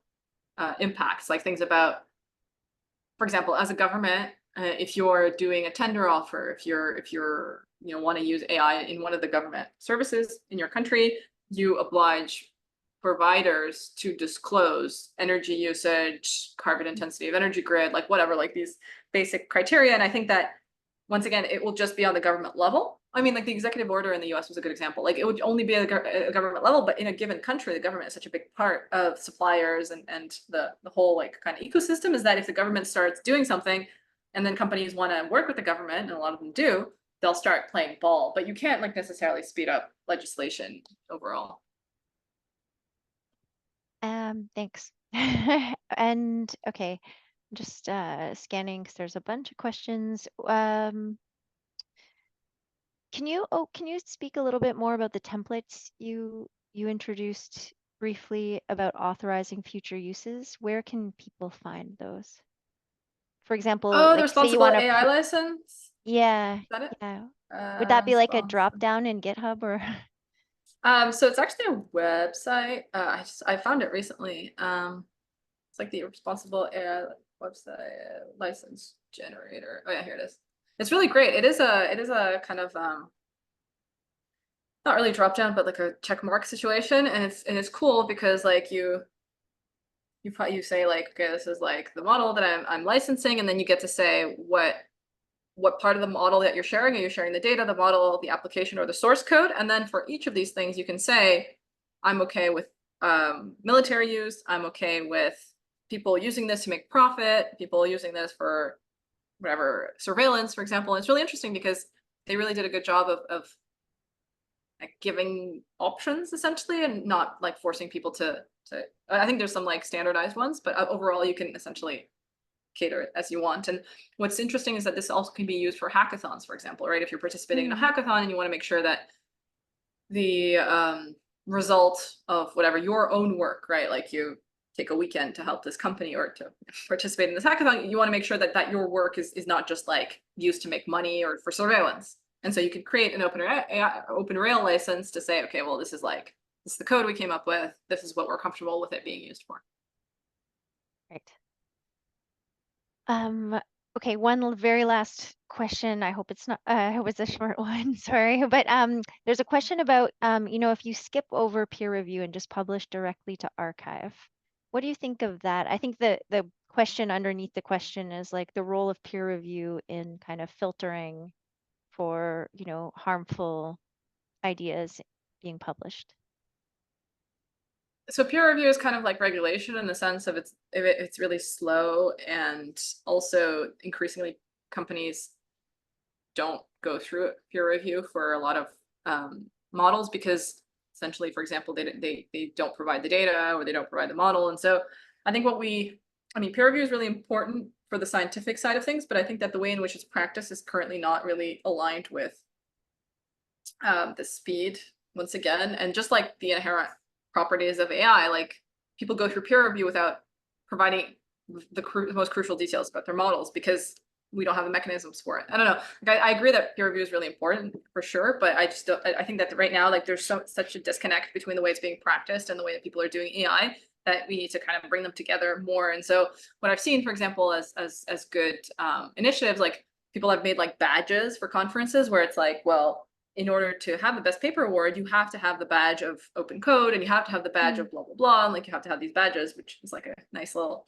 gold star situation. And also, you know, actually sharing code like Docker containers or code bases to accompany submissions to AI conferences. I think that's a really good way, because just like the article itself, you can't describe an AI system in a way that's really meaningfully, that you can really reproduce it based on like words alone. You need artifacts, and that's where we need to work on creating artifacts to help peer review.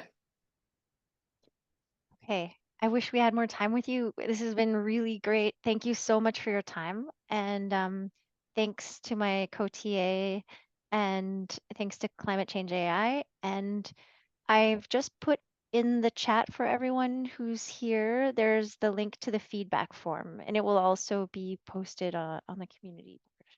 So thank you, everyone. Thanks, everyone. Bye. Bye.